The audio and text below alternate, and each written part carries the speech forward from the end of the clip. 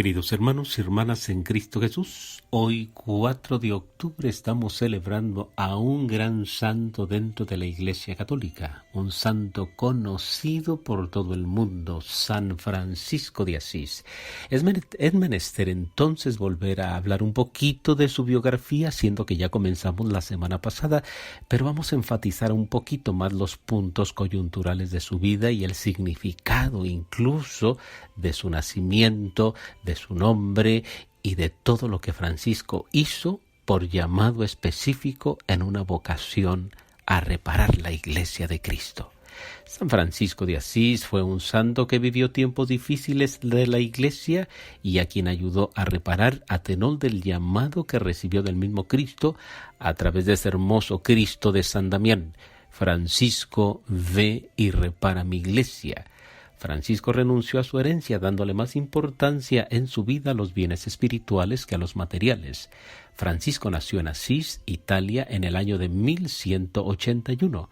Su padre era comerciante, como habíamos dicho, y su madre pertenecía a una familia noble de la ciudad de Asís. Tenían una situación económica muy desahogada. Su padre comerciaba mucho con Francia y cuando nació su hijo estaba incluso fuera del país. La gente incluso apodó al niño Francesco, también lo dijimos, que significa el francés o el francesito, aunque ciertamente Francisco recibió el nombre de Juan en su bautismo. En su juventud Francisco se interesó mucho por los negocios en cierta manera, aunque no le llamaban mucho la atención, lo mismo que los estudios. Se dedicó a gozar de la vida sanamente, sin malas costumbres ni vicios. Gustaba mucho del dinero, pero siempre daba limosna a los pobres. Le gustaban las cosas románticas, tradicionales y las tradiciones caballerescas que propagaban los trovadores de su tiempo. Cuando Francisco tenía unos 20 años hubo pleitos y discordias entre las ciudades de Perugia en Asís. Y Francisco fue prisionero incluso un año por andar metido en las guerras violentas de su tiempo, y todo eso lo soportaba con alegría.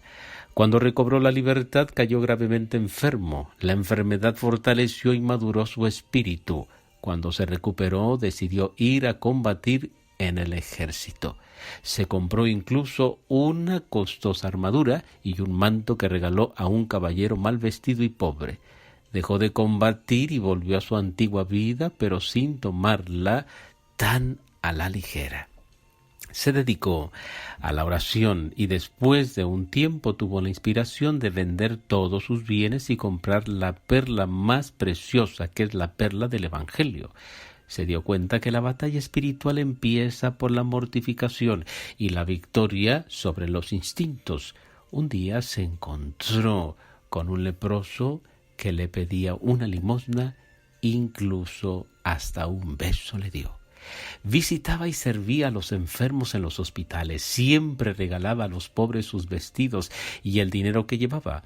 Un día una imagen de Jesucristo crucificado le habló y le pidió que reparara su iglesia, que estaba en ruinas. Decidió ir y vender su caballo y unas ropas de la tienda de su padre para tener dinero y así arreglar la iglesia de San Damián. Luego allí le ofreció el padre su dinero y le pidió permiso para quedarse a vivir con él. El sacerdote le dijo que sí se podía quedar con él, una vez que había sido visitado precisamente en una de las capillitas que Francisco visitaba, pero que no podía aceptar todo lo que Francisco le pudiera dar. El papá de San Francisco, al enterarse de lo sucedido, se enfureció, se molestó, cogió a Francisco, lo llevó incluso frente al obispo y le exigió que le devolviera todo lo que le había dado. Francisco, incluso frente al obispo y ante la interpelación de su padre, se quitó absolutamente toda su ropa, se la entregó a su padre y le dijo al mismo: de ahora en adelante solamente tengo un Padre que está en el cielo, a quien le diré Padre nuestro, y a ti, Padre en la tierra, te dejo para seguir mi camino. Luego Francisco regresó a San Damián y fue a Asís para pedir limosna y entregarse totalmente a Dios a través de la iglesia. Ahí soportaba las burlas y el desprecio.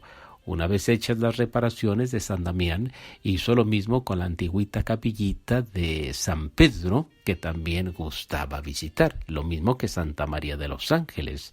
Después se trasladó a una capillita llamada la Porciúncula. Esta precisamente es la capilla de Santa María de los Ángeles de los benedictinos, que incluso se le entregaron a él para que cuidara de ella, puesto que los mismos benedictinos veían con tanto amor que Francisco se entregara a una vida contemplativa, a una vida de oración.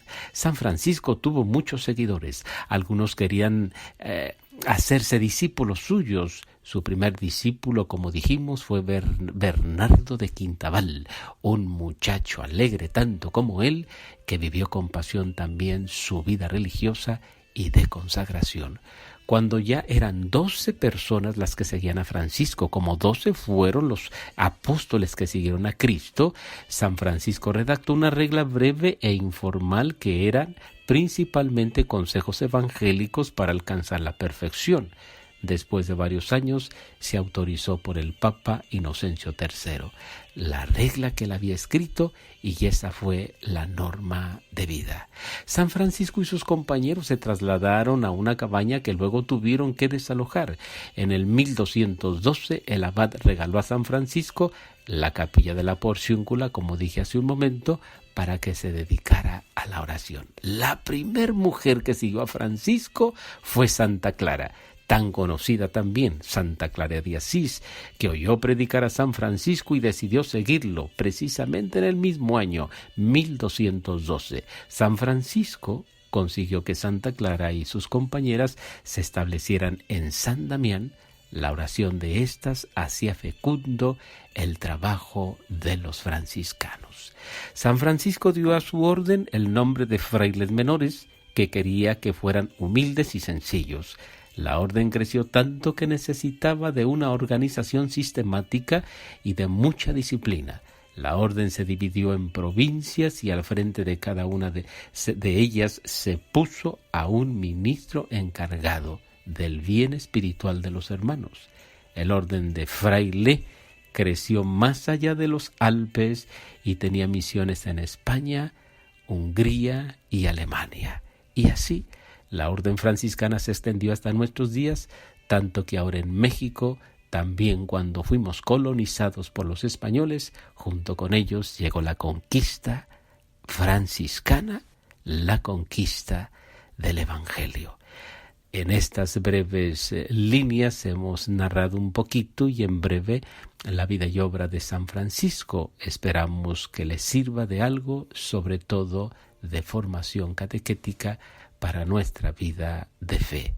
Que Dios Todopoderoso les bendiga y que el seráfico Padre Francisco les contemple y les bendiga con su rostro y con su manto. A Él nos consagramos juntamente con Mamá María. Hasta pronto.